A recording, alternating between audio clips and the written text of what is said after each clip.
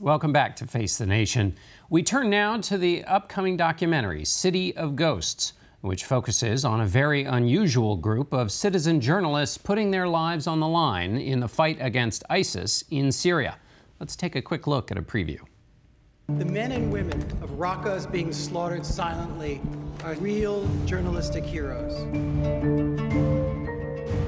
They work in secret and under constant threat, reporting on the depredations of ISIS in their home city. Some have fled in fear for their own lives. Even in exile, they are in no way safe.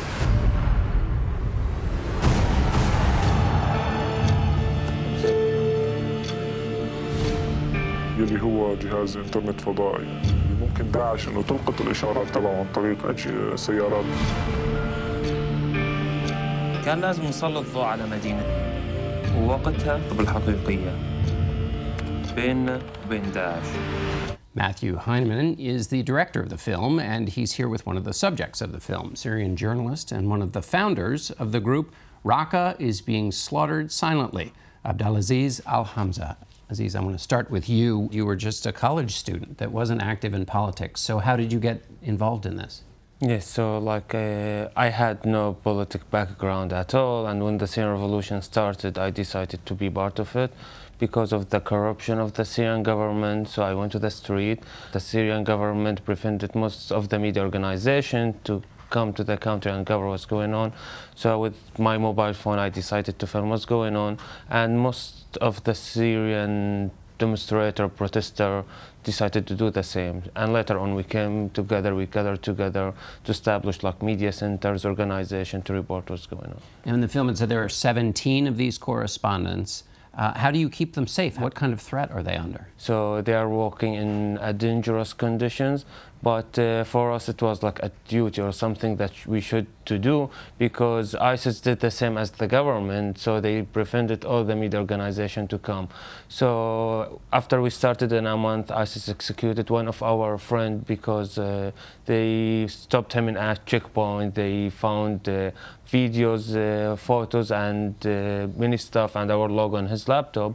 And the way how we were communicating was through Facebook, and it was not a safe tool. Later on, after the first execution, we decided to be more careful. So most of our colleagues inside, they came to Turkey, they got the training, and then they went back, and the rest who couldn't make it, they had the training online. And after that first execution, we didn't lose any of our colleagues in Raqqa. So the rest of the execution was for family members in Raqqa and for colleagues in Turkey. Matt, how did you hear about this operation? ISIS was starting to become front-page news, and I started reading voraciously about this group and this phenomenon and trying to understand it and see if there's a film to be made.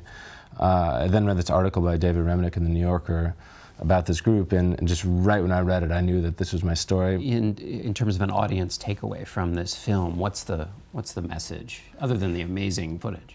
Yeah, I mean, I think intellectually, when I began the film, I was fascinated by this sort of war of ideas, this war of propaganda, this information war between RBSS on one hand and ISIS's slick propaganda on the other.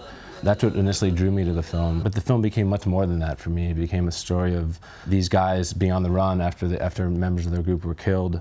It became a story, an immigrant story. It became a story of rising nationalism in Europe, where they eventually settled. It became a story of trauma and the cumulative effects of trauma. And so I think with this film, I really wanted to put a human face to this topic that so often gets relegated to headlines or stats or photos. Mm-hmm. Aziz, you talked about this was your duty to keep going despite the safety concerns. Why do you feel it's your duty? Because first after ISIS took over our city, they started to spread their propaganda everywhere. They were able to recruit many people, and we knew that what they were talking about, or what they're talking about, it were mostly rumors, fake news.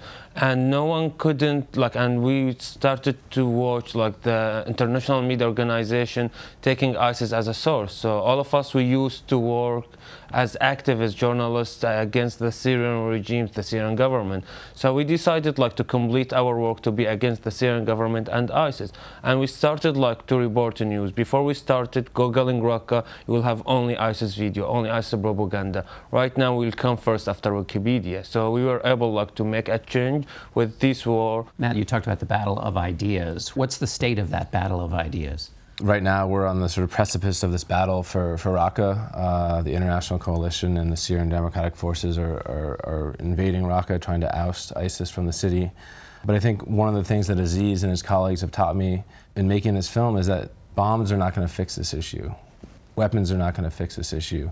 There's a whole generation of children and people all across the world that have been indoctrinated by this ideology. And so we, as a society, as governments, as corporations, need to find a way to combat this. And I think the work that RBSS is doing is truly amazing as one step in that battle.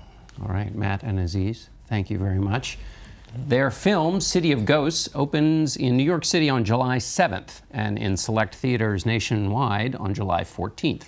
We'll be back in a moment.